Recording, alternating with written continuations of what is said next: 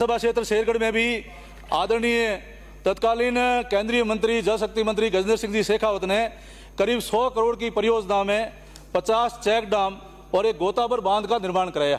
जब उसकी फिजिबिलिटी सर्वे हुई थी तो वो 22 मीटर की फिजिबिलिटी थी, लेकिन निर्माण होते होते वो 11 मीटर ही किया गया और 11 मीटर करने के बाद पहली बारिश में ही कम ही बारिश हुई और पहली बारिश में ही पानी ओवरफ्लो हो गया और 6 घंटे तक पानी ओवरफ्लो होकर बहता रहा। इसलिए जो वो बांध बनाया गया है, उस बांध का जो भराव क्षेत्र है, उस भराव के अंदर सारा मलबा डाल दिया गया और ओवरफ्लो 2 मीटर नीचे कर दिया गया।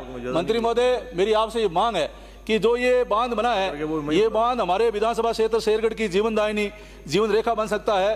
करीबन 10 वर्ग किलोमीटर भराव क्षमता है। बांध का कैचमेंट एरिया 2100 बीघा है। ग्राम पंचायत 30, राजस्व गांव 150, जनसंख्या 1.25 लाख, पशुधन 2 लाख, नलकूप 2000, हैंडपंप 2000, कुएं 700, कृषि भूमि 70,000 बीघा को लाभ मिलेगा। इसलिए मेरा आपसे निवेदन है कि इस बांध को आप 11 मीटर की बजाय 22 मीटर कर देंगे तो हमारे पूरे विधानसभा क्षेत्र की समस्या का समाधान इसी बांध से हो सकता है।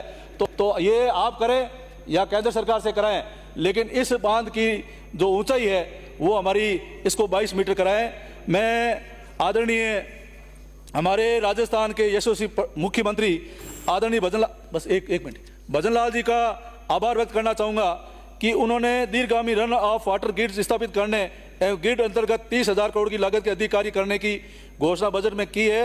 आपने वर्षों से जवई बांध से जोधपुर लाई गई जवई नहर जो बंद पड़ी थी वह जीर्ण हो गई थी।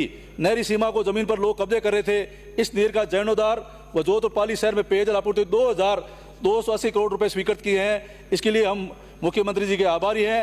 साथ ही आपने हमारे महात्मा गांधी नरेगा अंतर्गत जल ग्रहण संरक्षण के लिए 2,627 करोड़ रुपए स्वीकृत किए और एनीकटों को मरम्मत के लिए 550 करोड़ रुपए मरम्मत किए।